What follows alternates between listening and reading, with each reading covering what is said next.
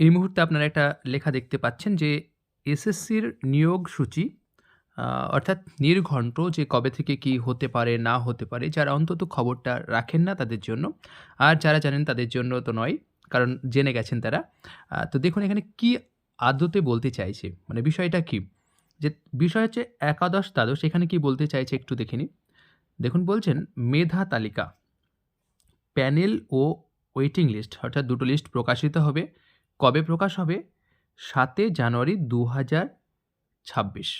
যদিও সুপ্রিম কোর্টের যে নির্দেশ তাতে ৩১শে ডিসেম্বরের মধ্যে সম্পূর্ণ করতে বলা হয়েছিল নিয়োগ প্রক্রিয়া। তো সেক্ষেত্রে সেটা রাজ্য সরকার পারেননি। তো তারা নতুন করে আবার আবেদন করবেন। আচ্ছা, ১ম পর্যায়ের কাউন্সেলিং কবে হবে? ১৫ই জানুয়ারি ২০২৬ থেকে।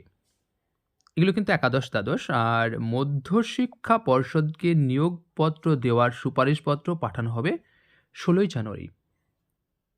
যারা একাদশ, দ্বাদশের ইন্টারভিউ দিলেন, তাদের জন্য মোটামুটি একটু, বা যারা দিচ্ছেন এখনো পর্যন্ত যদিও কমপ্লিট হয়নি, তাদের জন্য এটা অন্তত খবর যে শুরু কবে হচ্ছে, কবে থেকে কাউন্সেলিং শুরু হতে পারে, আর কবে নিয়োগপত্র দেওয়া হতে পারে। আচ্ছা, তাহলে এবার নবম দশমে যারা ডাক পেলেন, তাদের কিভাবে কি হতে পারে, কবে ভেরিফিকেশন শুরু হবে সেই সব নিয়ে একটু খবর দেখুন। ইন্টারভিউয়ের জন্য তথ্য যাচাই ২৬শে ডিসেম্বর ২০২৫, অর্থাৎ এবছরের একেবারে ডিসেম্বর মাসের একেবারে ২৬ তারিখ থেকেই এই তথ্য যাচাই শুরু হবে।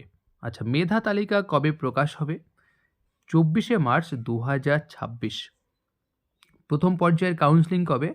৩০শে মার্চ ২০২৬।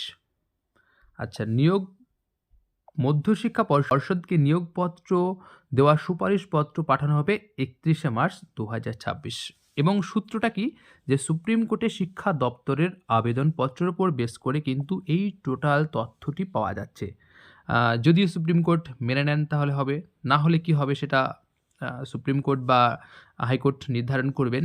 তো সেক্ষেত্রে আপাতত রাজ্য সরকারের যে পদক্ষেপ সেটা অন্তত জানা গেল যে নবম দশম কিন্তু ৩১শে মার্চ ২০২৬ সে কিন্তু আপনার নিয়োগপত্র দেওয়া হবে। যদিও তার আগে কাউন্সেলিং শুরু হচ্ছে ৩০শে মার্চ ২০২৬। তো এই ছিল যারা এই খবরটি রাখেন না তাদের জন্য। এ ধরনের আরও খবর পেতেও আমার ইউটিউব চ্যানেলটি আপনারা সাবস্ক্রাইব করে পাশে থাকতে পারেন। প্রতিনিয়ত খবর এবং তার সঙ্গে, সঙ্গে ইন্টারভিউ সংক্রান্তও খবর কিন্তু, বা ইন্টারভিউ কী ধরনের প্রশ্ন জিজ্ঞাসাবাদ করে সেসব নিয়েও কিন্তু এই ইউটিউব চ্যানেলে ভিডিও দেওয়া হয়। তো যাই হোক, এখানেই শেষ করলাম। ধন্যবাদ।